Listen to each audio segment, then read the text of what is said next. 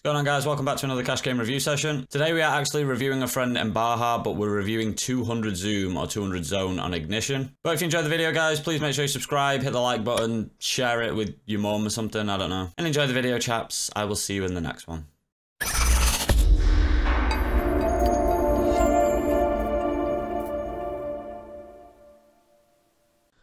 So Ignition, for those that don't know, is anonymous pools. The software's shit, but it's soft as fucking balls, to be honest. So ASAP will open, going for, I think we could go bigger on the button here. We probably generally want to go a little bit bigger than 2.2 or 2.3 on the button. So I do 2.2, well actually I do 2.5 from the earlier position and then 2.7 now on the button, but doesn't really make that much difference. But in position, we're happier playing bigger pots in general. Out of position, I raise smaller from under the gun and MP because I want to keep the pot small when we're out of position because it's harder to realise your equity, etc. Bumplex, thank you for 22 months. I appreciate it. And we see bet small on this board, I think that's fine. Why have you limped? We don't do this. We don't do this limping thing. We don't have a fucking limping range on the bottom. Was this a misclick? Why was it? How has it done this? Have you pressed something? Like, it's automatically just fucking called. It's just made you call. That's so fucking weird. In which case, I'm probably just limp folding here. So I really don't like playing limp pots because it's so hard to work out because, like, you're not supposed to limp. So when, like, ranges are just like, now it's just fucking pure exploit. It's so weird. I don't know what the fuck's going on there, but yeah, just fold pre. A bit annoying, but just fold pre and then probably even fold this flop. I guess we can call with the ace of spades. The plan should be obviously to bluff on spades though. Any spade I'm going to be just going absolutely batshit crazy. So on this I'm going absolutely batshit crazy. And just turning my hand into a bluff here. Probably just betting big and then bombing river. We can check back. We do have a little bit of showdown, but like, yeah, I don't hate checking back, but like he's got some like hands like pocket tens and like maybe some like ace jacks or like queen jacks that are probably going to call the turn and then fold the river. And we can still improve on the river as well. And then now, even though we're getting a really good price, just folding. The thing is, I don't like the raise here because, like, even though we have the nut blocker, like, why would we not want to put more money in on the turn when we have the nuts? So, like, I don't think we're representing all that much when we do this. In fairness, I don't think you'll see a lot of people bluff like this. They always just tend to fucking have it because everyone's a nit. But at the same time, if I see somebody do this, I'm just like, well, what can you possibly have? The two's a total brick. Like this river can't like change anything, so why would we be checking about the nuts on the turn? If you're gonna do this, just bet on the turn, because when we have the nuts on the turn, we want to put money in. So play it as you would the nut flush. That's the idea of balancing. What I will say is that not enough people put strong hands in their small betting range. They always just tend to bet big. Like they never tend to bet like nutted hands for a big size. So he's probably trying to value bet something like king queen, maybe king jack, something like that. But, like, I think if he has, like, king-queen with the queen of spades here, he has a fucking easy call. Just doesn't make sense for you to have a hand here. We get it through, but just bet the turn. Just bet the turn and set yourself up for a river bluff. That's something you'll need to get used to as you're getting more advanced. Like, better players, more like, thinking players will bet the turn with the intention of bluffing certain rivers. So I already know on flop sometimes. I'll see a flop and I'll see my hand. And depending on how the board runs out, if it runs out like relatively bricky, I already know that I'm going to triple it off and just go all in. And so on the turn, I'm like, okay, well, I'm going to bat and then I'm just going to blast the shit out of a river. Try and sort of prepare for what you're going to do on the rivers. So I don't really like the raise, even though it worked. Each time we open, we get 3 bets. It's a small size, but I'm just not calling this. Ace 10 offsuit's just not a good hand to have in a 3-bet part. It's not really that playable. I will let you off in a way because of the size. The size is small, but like it's such a bad hand. Like it really is such a bad hand. Like ace 10 off, like king jack off, stuff like that. Like something like ace 8 off. I'd actually probably prefer a 4-bet, even though we're getting a reasonable price. But I think just folding is probably the way to go. And then I'm floating here. In fact, I'm probably raising here. I'm at least calling though, and then just again going at. I mean, yeah. Like, we should win. Like, you see this turn, and I'm like, right, sweet, we win. We don't even have to bet big.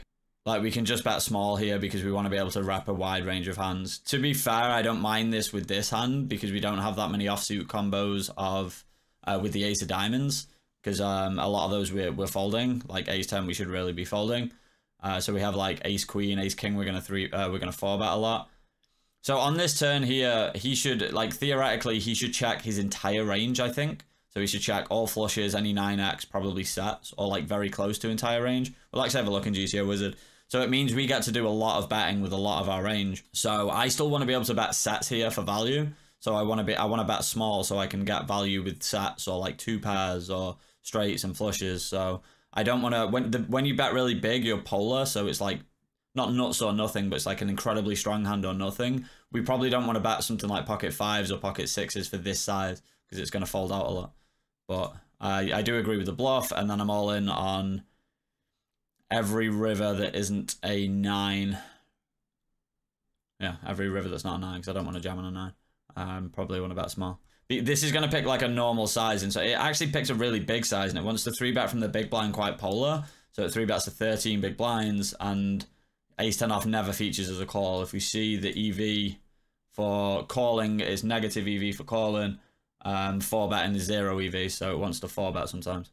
So big blind is doing, yeah, a shitload of checking on this board, but let's say it does go for the small bet, and we do call. This obviously isn't going to have our exact hand in it. It's not going to have ace-10 off. We could pretend we have like ace-jack off, and obviously like you guys probably can't see it, but we are always continuing when we have the ace of diamonds.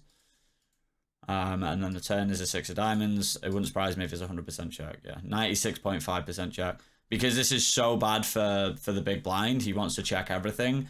So, you know, he, like, hands do want to bet. Like, obviously, like, if he has ace king of diamonds here, it kind of wants to bet, wants to get money in. But because you need to protect your weaker hands, which is fucking loads, that you basically need to check your strong hands as well.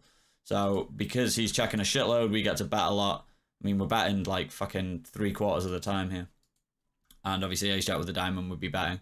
But when we're betting so much, as a general rule, when you get to bet a lot, then you want to bet small, right? Because you're betting so much, you want to be able to bet a lot, like, for value. When we're not betting a lot and we're doing a lot of checking, we're generally picking bigger sizes because we're a lot more polar. So in this spot here, like, you know, ace-jack with the ace of diamonds, it wants to bet small, and then I would imagine on just brick rivers, it's just going to fucking fire the shit out of it. And probably just jam, I would imagine. Probably overbet jam. I know it's 87%. Yeah, and when we have ace-jack with a diamond, it's mainly jamming. Actually wants to jam more with the jack of diamonds, which is pretty interesting. 4s, we are going to defend multi-way. Standard king-jack off, we open BVB. Pretty annoying board. I don't like check calling here. I really don't like check calling with this hand. I'm going to check fold if I have this. I'm probably leading on this turn because we have a shitload of ace-x. So the problem with this kind of line... just backdoor the fucking nuts, no problem. What a life. Ace-jack suited, we want a 3-bet. I'm not even a fan of this size, and I'll talk about this in a sec. I want to go back to the flop in a minute, see what he does, he folds. So, on this flop, I don't really like check calling king-jack, because when we're out of position, it's harder to realize our equity, right? Stop spoiling him, Baha. Don't spoil your own shit. Why do people do this? A guy did it the other day. He was like, yeah, yeah, he's got ace king or something. And I'm like, what are you fucking telling me for? Like, literally, if you wait 15 seconds, we're going to find out together. Just chill out, mate. We got this, right? So this I don't really like. So even though we can have the best hand, a hand like king jack, it doesn't have so it's harder to realize your equity when you're out of position. So if we're in position, we can call a lot more, right? We can do a lot more floating because they have to act first. And we get to see what they do, so it's easier to maneuver when you are in position. So when you're out of position, it's harder to realize equity. So when you have a hand like this, where you've got king high, which might be the best hand, it's harder to realize your equity because a lot of the time you're checking to your opponent who can then bet and get you off these hands. So on this kind of board, there's no real good turns for us that aren't a king or a jack, right? And because we don't want to do a lot of leading on turns as well, we normally check to the aggressor effectively. That it's kind of hard to then do anything on the turn apart from fold if we don't hit a king or a jack. So kind of like an easy thing, like easy way of playing, like when you're out of position, like blind versus blind. If you are not willing to check call or check raise, but it feels too good to just check fold, like then I throw it into the bet category. So like a hand like king jack, king queen off, I'm just going to bet. If I have something like king jack of diamonds where we have the backdoor flush draw, I'm more happy about check calling because then we can hit a diamond where we then pick up a flush draw. Or I might even check raise the flop as well, right? With 2 overs in the backdoor flush draw as well as backdoor straight draws. So in this spot, I'm probably just betting the flop, because then we can set ourselves up for bluffs again, for example, on the ace turn. So on this ace turn here, we then pick up a nut shot. So obviously a queen gives us the nuts, which we fucking drill. But it's a case of the ace is a really good card for us.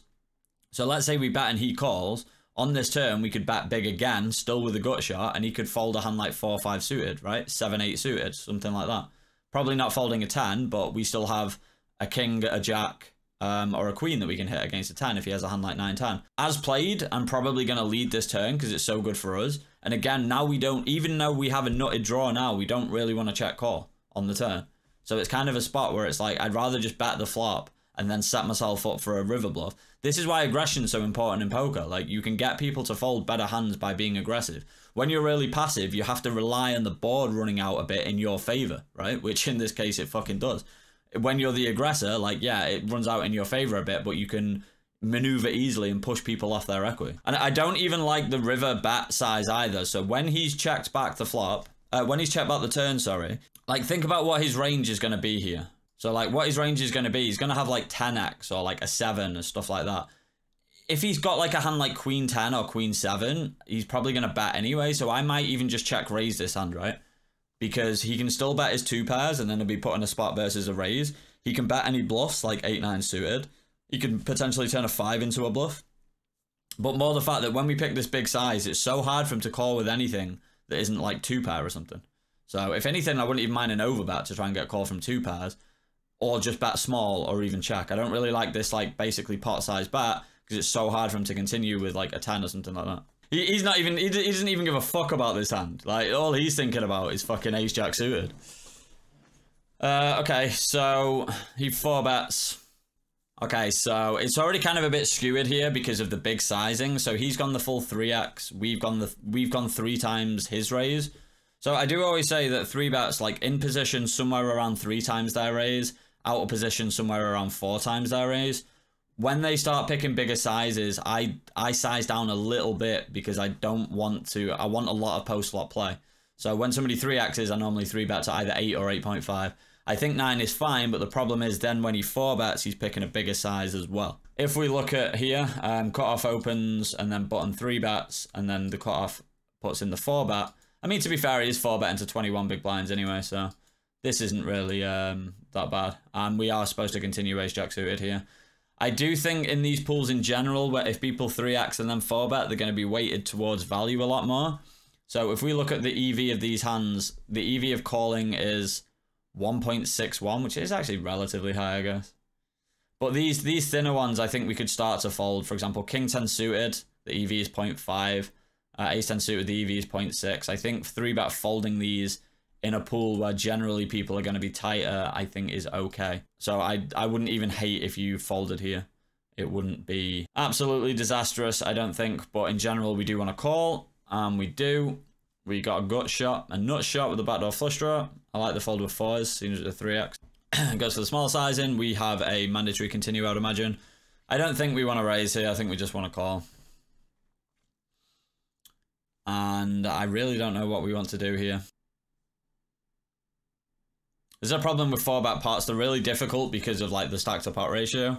I might just bet, like, 11 big blinds and then jam on brick rivers.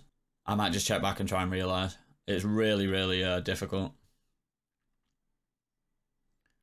8 on the river. I mean, once he checks. To be honest, I'm doing a lot of checking. So, like, GTO Wizard, I think, wants to do a lot of 10% betting here. Or, like, very, very small bets. Which I'm okay with, but I don't mind just checking. So I would have a lot of checks, though. If I have queens or 10s, I check. If I have aces, I check. And I'm going to have all of these hands at full frequency. I'm always going to 3-bet flat. Queens, 10s, and aces. So I can have a lot to check back with and then jam for value. So I'm probably checking back. And then if he checks here, I'm probably going all in on the river.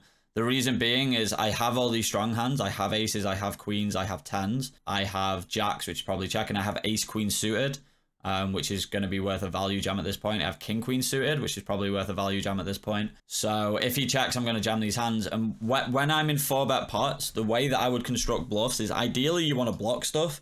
We do block ace-queen, which is something. But to be honest, I'm just jamming when I'm at the bottom of my range, right?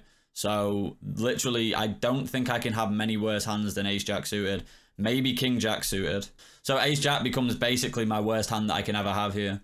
And also we unblock, like, I mean, clubs isn't really that relevant because I'd expect him to jam hands like ace-king of clubs.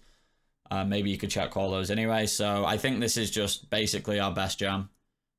So I'm just going all in here. I don't think I want to have a non-all-in size once we check back the turn. Because I'm just, anything that wants to bet for value here, for me, in a 4-bet pot, is just worth an all-in. And it's king-queen suited plus. King-queen is the absolute worst hand we could ever value jam here, in my opinion. And even that's kind of thin against what I think you'll get called by. So, jam and being adult, as Fold puts it. Yeah, I like this play. And it works. Things you love to see. So he ruined it a little bit. You know, we could have got there without saying, oh, this is an interesting hand. Like, it was an interesting hand, I agree.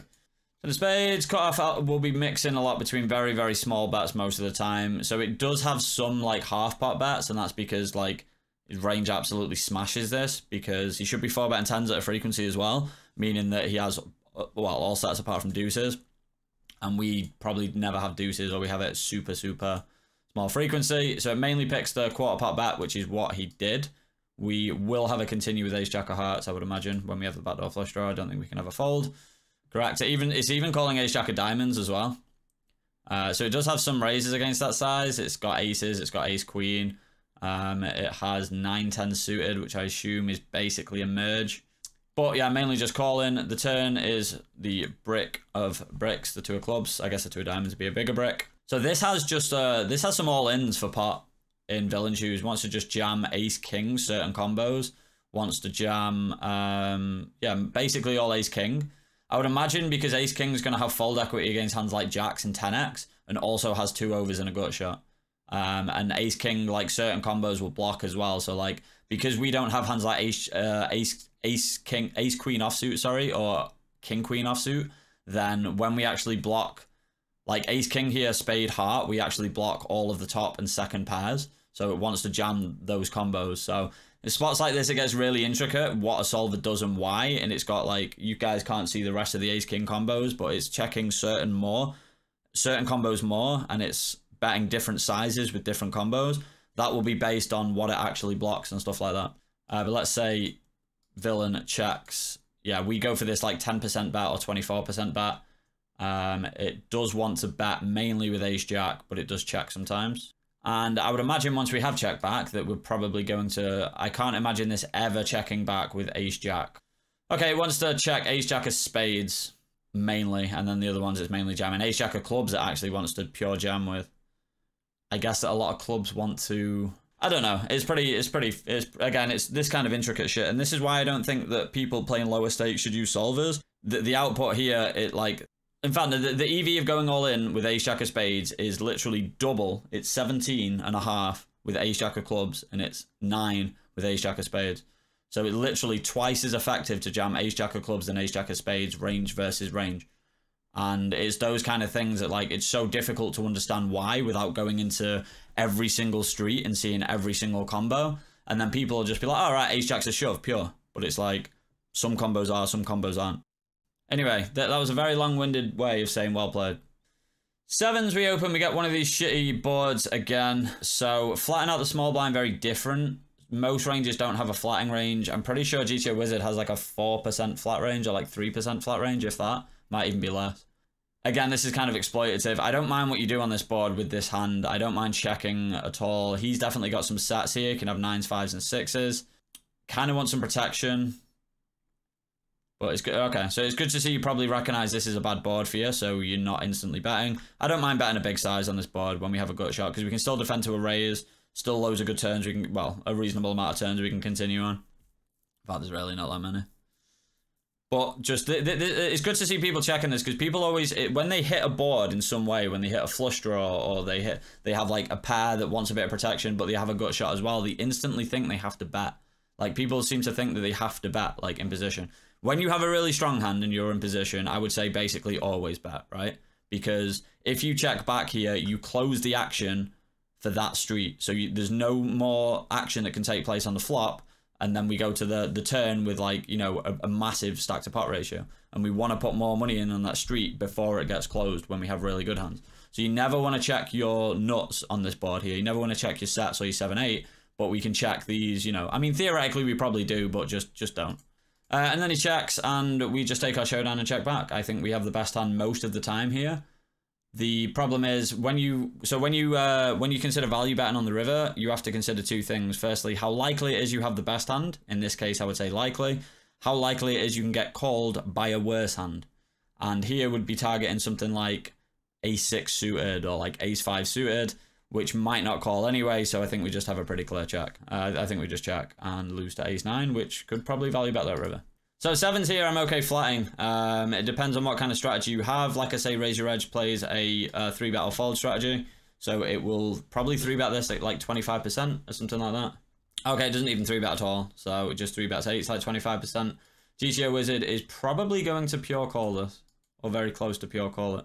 Yeah, because it wants to have like some like these kind of hands in the 3-bet range for more middling boards. Otherwise, we just never have, like, if it comes like, if we don't 3-bet any of this shit, it comes 6, 7, 8. Our best hand is like, I mean, we could have 10 jack. So, but yeah, you get the idea. If we 3-bet and then it comes that kind of board, we do want some hands in there for board coverage.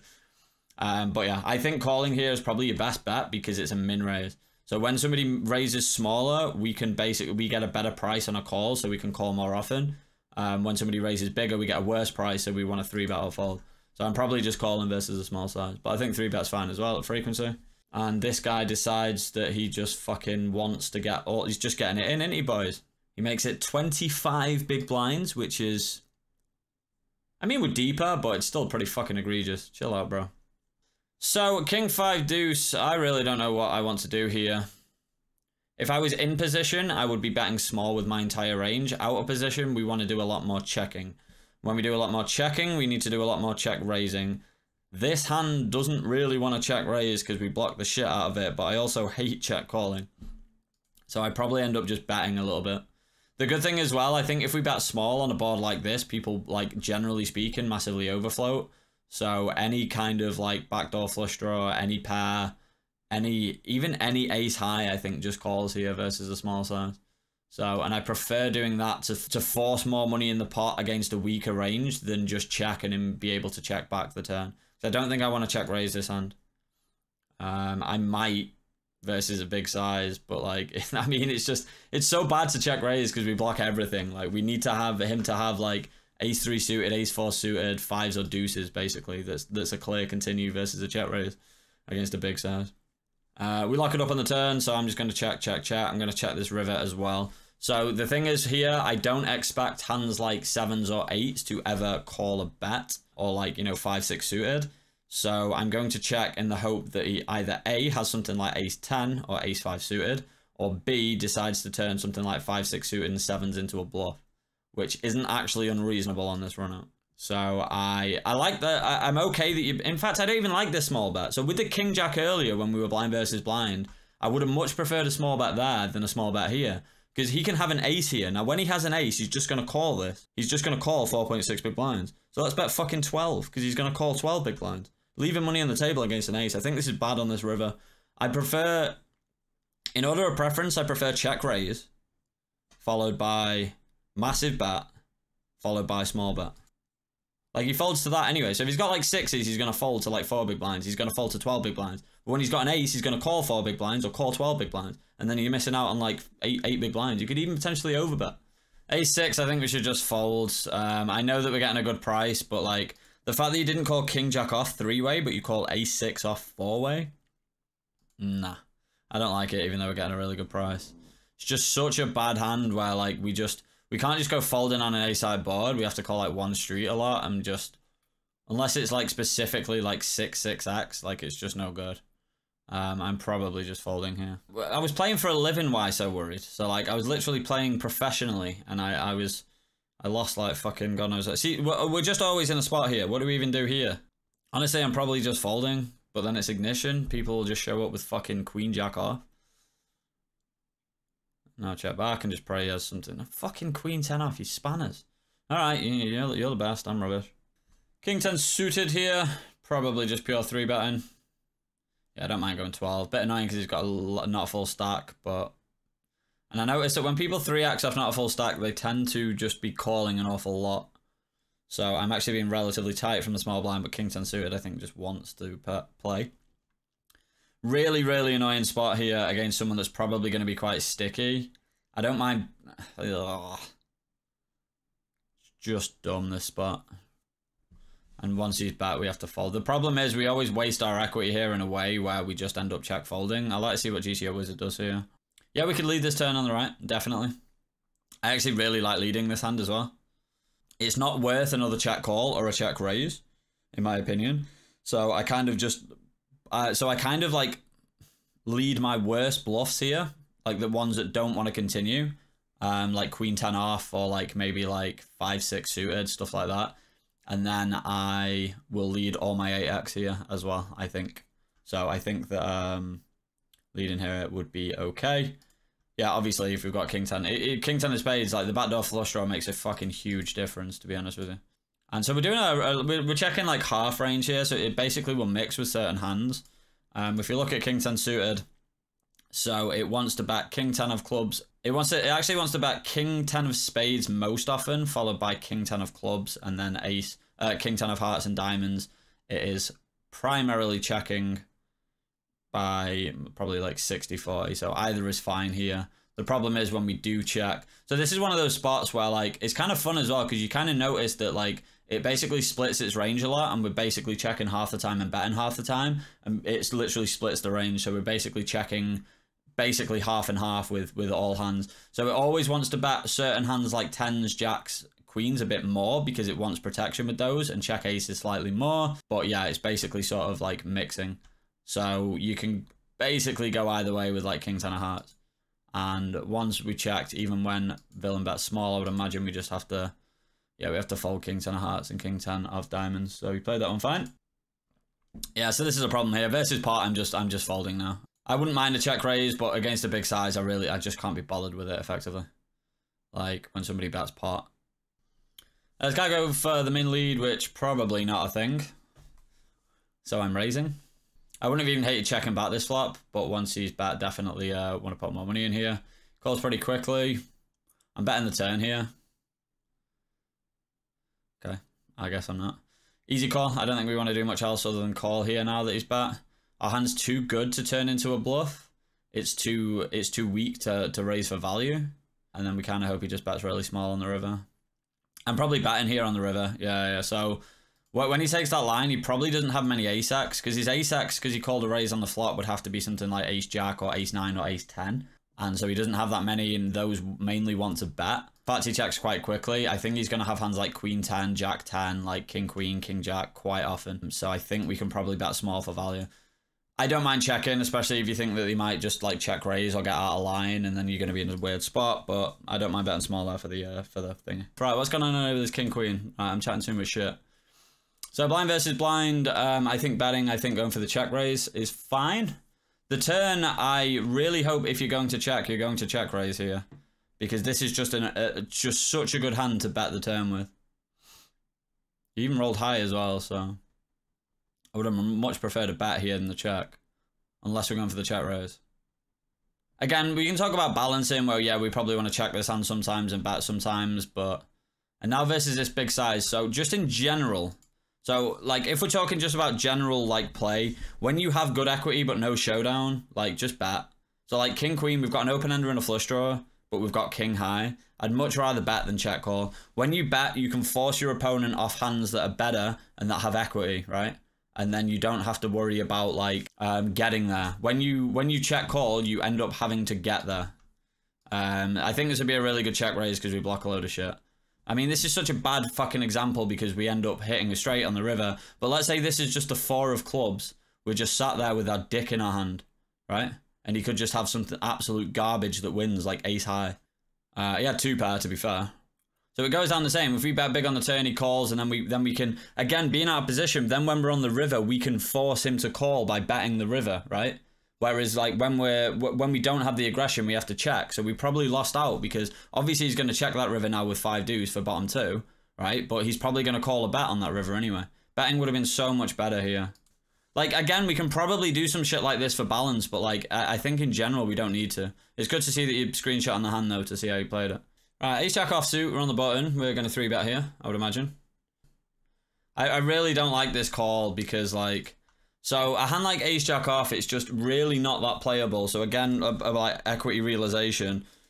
So, I don't know if we have flats on the button here, do we? Yeah, we do, but, like, you very rarely see hands like ace-jack off flat. You'll see maybe ace-jack suited flat because it's just so playable. Ace-10 suited. Look at how much we want to flat these hands.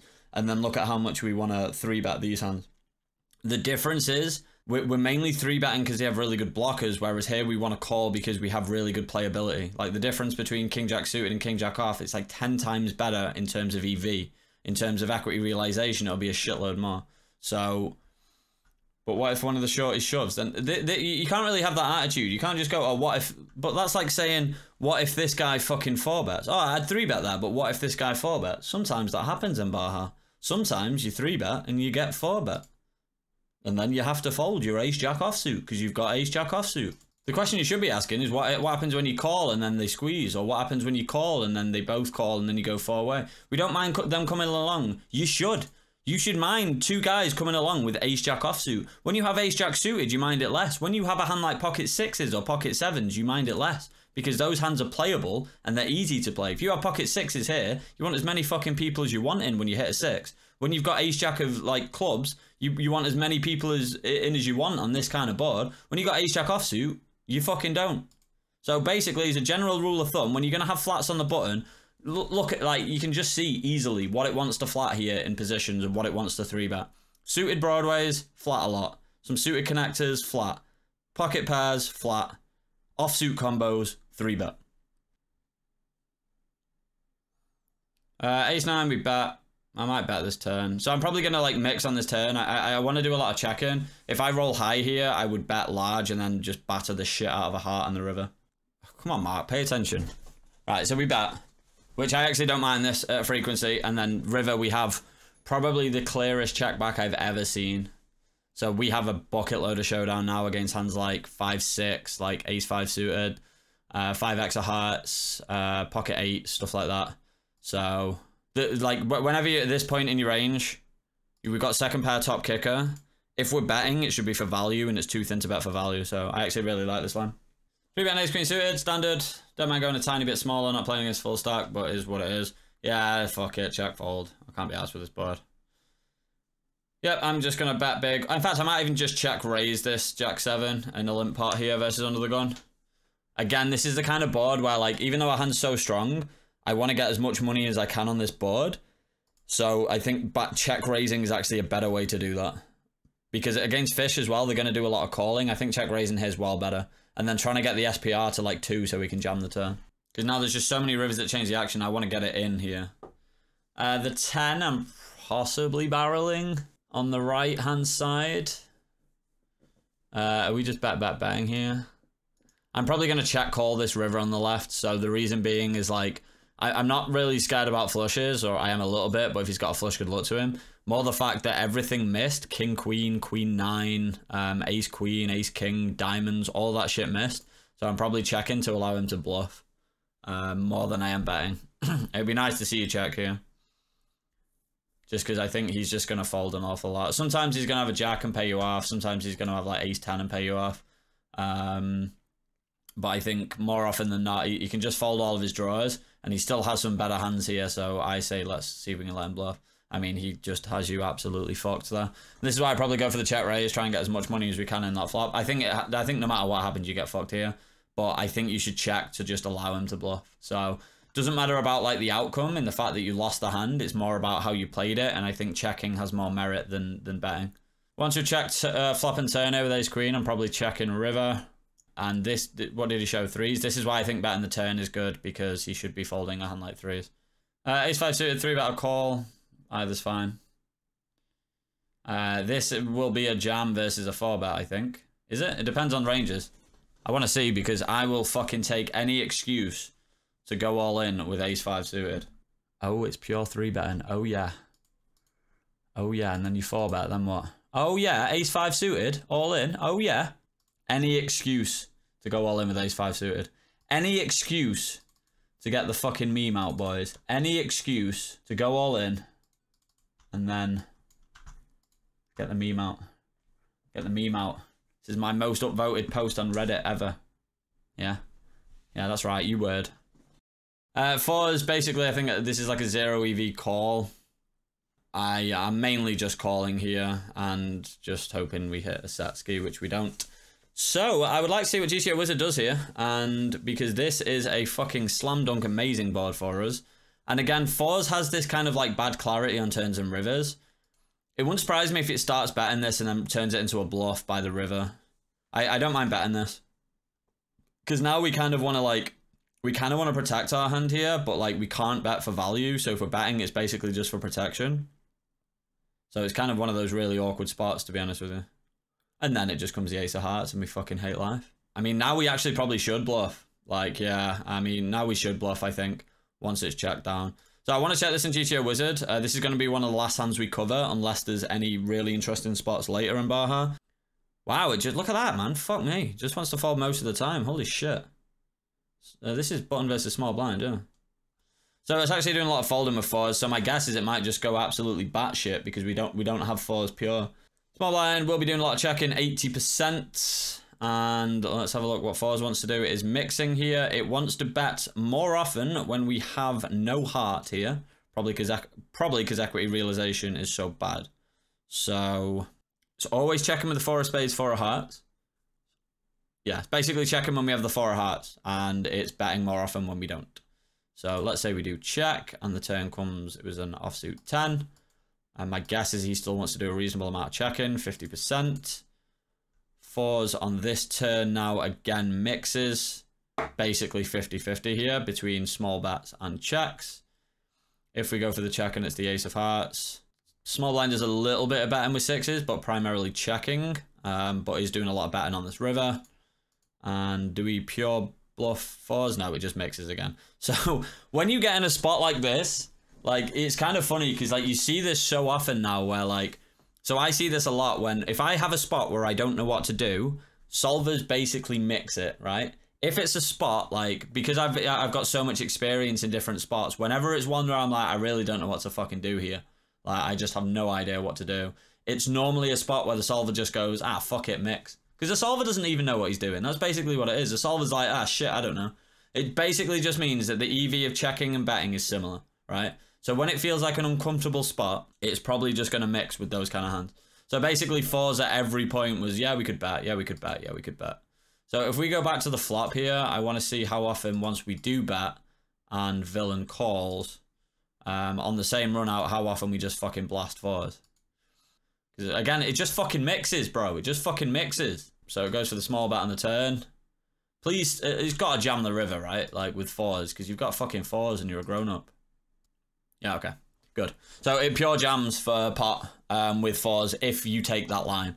So basically, if you want to play like a solver, when you get to the river and you've got a really shit hand that you've ended up bluffing and you're super low down in your range, solver goes, yeah, fuck it, put it in. Because basically the EV, like, you're just not going to win here. So like the EV of checking some hands, like, I mean, look at this. The EV of checking ace-jack suited is 48 big blinds. The EV of checking 4s is 0. Basically, you do not win when you check, ever. Literally beat 0 hands. So you actually can't win a showdown. So, in Baja, I think you play pretty well, mate. I think you'll win at 200 zoom on ignition. You might win at 200 other places. I can't really say that much because I don't have a big enough sample. Earlier on in the video, we were seeing the bet with King Jack as opposed to the bet with King King. I think it should have been the other way around. King Jack, you should have bet smaller. Kings, you should have bet bigger. Just try and think, like, when you're playing, what part of your opponent's range you're trying to target, and then try and think about what bet sizes you should really use in those spots when you're against weaker players. But it does look like you're trying to exploit, even though it's hard to exploit in anonymous pools. Seems like you play alright, basically.